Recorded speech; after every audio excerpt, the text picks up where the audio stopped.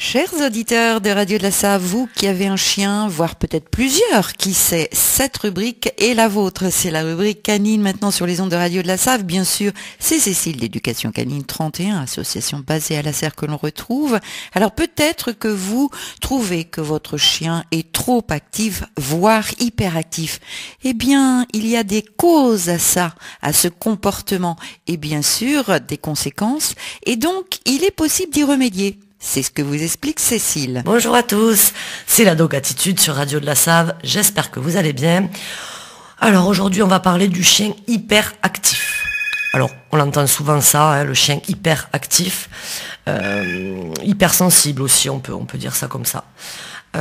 Donc déjà, avant de dire que mon chien a des problèmes, entre guillemets, ou qu'il y a un problème d'activité, il faut bien regarder combien de fois votre chien est sorti par jour dans le jardin, combien de fois il a de balades par semaine, pendant combien de temps.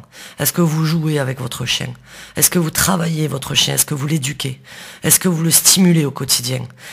Est-ce que vous évitez tout ce qui est jeu d'excitation, jeu de montée en pression? C'est important. Souvent on me dit oui, mon chien il est hyperactif, je ne comprends pas pourquoi, il bouge tout le temps, il me désobéit, il n'écoute pas. Et quand on creuse un petit peu le problème, on se rend compte que le chien passe sa vie dans le jardin et qu'il n'a rien à faire.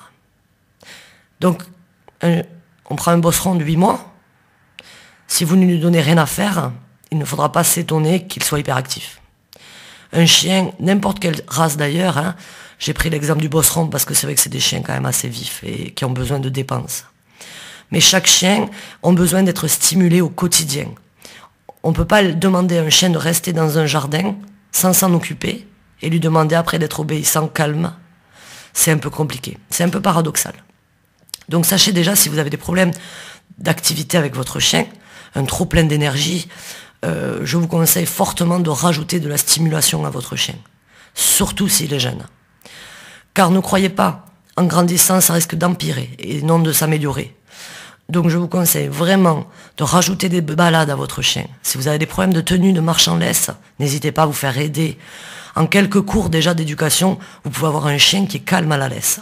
C'est primordial pour passer des moments agréables justement en balade et avoir envie de balader son chien. Vous pouvez jouer avec votre chien. Vous pouvez travailler votre chien, le faire réfléchir aussi. Parce que c'est bien joli de le faire courir. C'est vrai que c'est très important bien sûr, qu'il ait des moments de balade en laisse, des moments de liberté, des moments de jeu. Mais tout ça c'est de la dépense physique. Il faut aussi, c'est très important, une dépense mentale pour votre chien. Comme pour moi, et vous, tous les humains, c'est bien qu'on ait des dépenses physiques, mais des dépenses intellectuelles vont être importantes aussi pour notre équilibre. Le chien a les mêmes besoins, ils ont des besoins spécifiques, souvent dus à leur race aussi. Donc ils ont des besoins physiques, de dépenses physiques et des besoins de dépenses mentales. Donc si on rajoute petit à petit un équilibre de dépenses, on va avoir un chien déjà qui va être beaucoup plus calme au quotidien, beaucoup plus facile à éduquer, beaucoup plus facile tout court au quotidien. Donc ne pensez pas de suite que votre chien a un problème, sachez aussi que ça peut venir de l'humain. Voilà, je vous remercie, à très bientôt. Merci beaucoup Cécile, voilà des réponses au moins concrètes à ce problème d'hyperactivité que certains propriétaires peuvent rencontrer avec leur chien. Donc chers auditeurs, vous qui trouvez que votre chien est hyperactif, vous savez pourquoi désormais et quoi faire éventuellement dans ce cas. Merci Cécile, à bientôt sur les ondes de Radio de la Save.